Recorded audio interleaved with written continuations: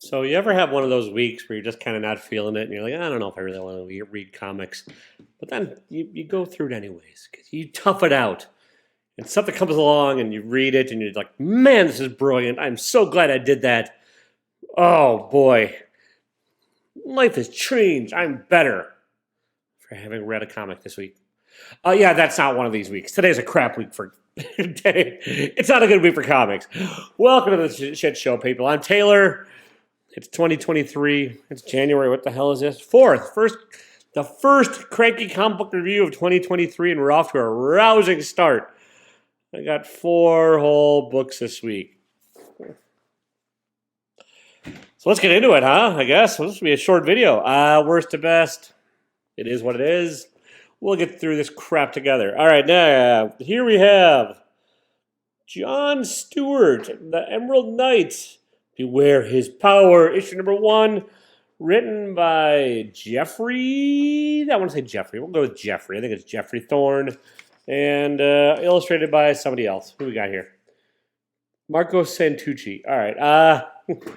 Okay, Marco Santucci's art is not bad. It kind of reminds me a little bit of some 70s heavy metal kind of stuff with some pretty heavy inking on it, and it's decent. So there we go. That's my compliment of this for this book. Otherwise, I have not read any John Stewart titles. So I'm ignorant of the character. I mean, I know the basics. He's a Green Lantern and yada, yada, yada. But otherwise, I really haven't really followed this character very much. And I'm like, well, and issue number 1, what better jumping on place? And just start 2023 with a new series and learn something new and figure it all out. Here's the problem. This is a god-awful jumping on place and a really bad issue number 1. It's almost all dialogue. It's very verbose, and when there is action, it's not excitingly drawn or not excitingly told. I mean, there's moments where I could be considered to have been lying about that, but like, it doesn't feel like it. It feels like a bogged down, heavy book with a lot of exposition. And with all this exposition and all this dialogue, I still don't really have any goddamn clue what's going on. I'm assuming this happens during or after or whatever Dyke Crisis on Infinite Your Moms, whatever the hell the new DC stupid-ass crossover was called. But it doesn't really say that. It's just you kind of get thrusted in the middle of a story. You don't really get any explanation as to how you're getting there, what's up, what this new big bad kind of is, or even what the new big good kind of is. Like, apparently John Stewart's got some powers that are not Green Lantern-y, but he kind of does, and then he kind of doesn't, then he's kind of ascended, then he's kind of not, and then he's kind of thinks he's clever and has a really clever way out of stuff, but it's not a clever thing. It's like when your author's trying to be clever and it's not a clever result, it's bad. And I'll stop saying that because the word clever is just driving me nuts. This is just not a very good intro to reading this. If you've been following along with all the crap, you might like it better. And if you are well versed into the mythology and the history of John Stewart, you might like this better. But I kind of doubt it. It's just, even with all of the things I said about, like, the thrust in the middle, it's still just not a very good story.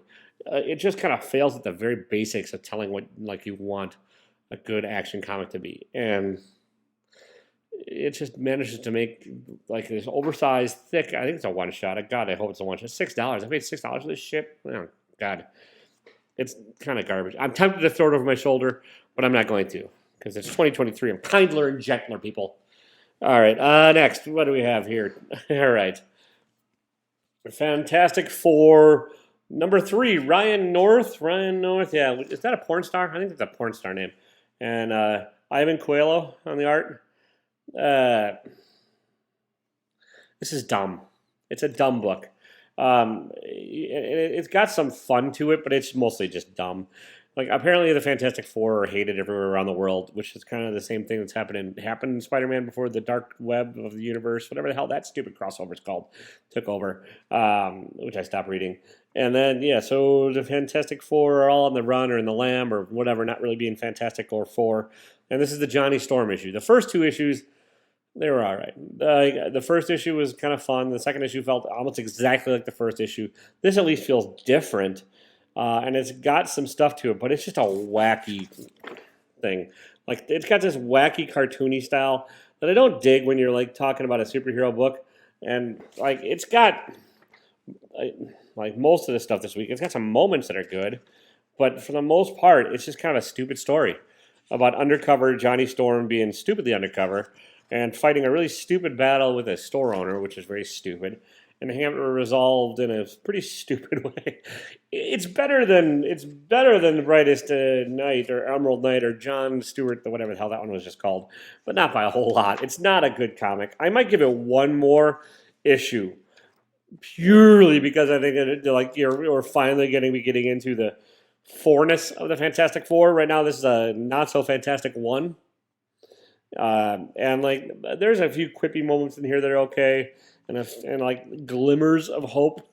I No, you know what? I'm done. I lied. I don't have enough. I don't think Ryan North is the right writer for this, for the Fantastic Four. I think he likes the Fantastic Four, but I don't think he has the chops to pull it off. And that's a shitty thing to maybe say because I don't know the gentleman. Maybe he's very nice and is a retired porn star, and I'll come smacking around with his Giant Johnson. But it's a boring book. It's stupid. It's better than the other one, but it's still stupid. All right, next we have Le Batman. That's French for The Batman. Chip Zdarsky, issue number 131. Art by Mike Hawthorne. Art really drags this one down. It feels like, well, Mike Hawthorne's do the penciling. There's a different inker on it.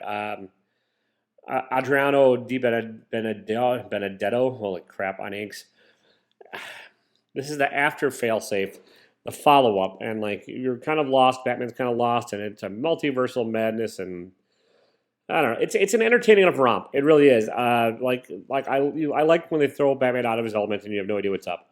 But then like you still get to have to deal with the whole Batman's more clever than everyone else, even in this other new place kind of thing, sorta. The art really just didn't do it for me. The Mike Hawthorne's art. He was a fill-in artist on Daredevil for a few, and I didn't dig that. And I don't really dig it on here either. He just strikes me. It kind of reminds me of Brian Hitch on the Venom title that I dropped. It's just maybe it's the inking's not helping, but it just seems like really thick and chunkily inked, and like I don't know. It's just not dynamic, not fun, not kind of. It's middle of the road. It's okay. I mean, the art. It's not awful, but it's just not what I'm looking for on this title, I guess. And the story itself is also, it's not awful. It's better than the other two. Not the greatest book I read this week, but it's an entertaining Batman thing. It's still better than the shit that Tynan was doing. And like I like Zdarsky, I trust Zdarsky to like keep telling an entertaining romp. Is it top tier? No. Is it middle tier? Maybe. I maybe should just start reading Detective. Everyone keeps telling me that one's better, but I just haven't picked that up. And the B story is coping with things at the end of Failsafe. It's Robin and Nightwing. It's also fine. I actually kind of like the art better on that. I'm not sure who did that. Hang on. It's not still great, but it's at least interesting. Yeah, and like that's the thing. That's my biggest problem by Hawthorne's art. It's just very boring. Miguel Mendonça on the back of art. Yeah, not bad. And it's a Toyman story, I think. Kind of. It's a multi-parter. That's what Chip did in the first arc. He had like one main story and then a backup story, and they both kind of run concurrently, and they sort of tangentially tie into each other. So we'll see where this one goes. I like the cover, but it's not a great Batman book. It's like I said, this is a shit week for comics. And the best of the shit that floats to the top. Actually, this one is pretty interesting. It probably would not have made my best list on another week, just because there's some things that hold it back. But we have Spy Superb #1. I really dig the cover. Look, it's a Trader Joe's bag with receipt on the back. That's the outer thing. There's actually an inner cover too. This is Matt Kint writing and drawing. He did Fear Case. He did Grass Kings. He wrote Berserk along with Keanu Reeves, which I stopped reading. And it's not bad. It's the idea that like there are all these. There's the greatest spy ever, the world. So this is the Spy Superb, as it were. But it turns out that's not a real thing, and what's been going on, and like this where this legend of this master spy, is really just unwitting members of the general public doing these tasks and doing these spy things without really knowing it and taking care of things. So that way, since they don't know what's up, they don't know the ramifications of their actions. They don't know the consequences. They don't know the details. They really can't be caught and turned into anything. And so this is the story of one of those general public kind of idiots. And it's the character that ends up like being the spy in this is pretty interesting and kind of like poking fun at writers, which I like. And yeah, it's a nice setup. I will continue with this one. This is like fine plus. I don't know. It's not bad. It's like a 8.5. Matt Kinn's art's not going to work for a lot of people. He's very sketchy and weirdly cartoony in places. My biggest thing with him, and like I don't mind that, is that like, and I just something it's the heads change size in proportion to the body, and I think it's intentional because it happens enough, and it seems like purposeful enough where it would be really bad if it weren't. But there are these panels where it looks like it's like a giant head on a cartoonishly small body, and like I don't know if he's doing it for emphasis or if it's just that's like how he does it. And I can't. I'm trying to figure out these like poses where it happens. It doesn't happen in like every pose. It doesn't happen even consistently. There's some frames where the proportions are kind of honestly just normal, and that's the really confusing, baffling thing of it. Is like, so you get a panel like here with a giant big head, and then in the bottom here, that head just kind of shrinks a bit. Same person, I think, pretty sure. But like, and here the head's bigger. So like, it's just really inconsistent with the head on the body. And I don't know if I'm assuming that it's a stylistic choice, but then you get the other things where like, it's just a normal schlubby thing with a somewhat big head. I don't know. It's hard to. Maybe it's just me. It's just something I noticed while I was reading it, and it was enough to distract me and pull me out of this a bit. With the stylistic art, you're going to have to either like it or forgive it.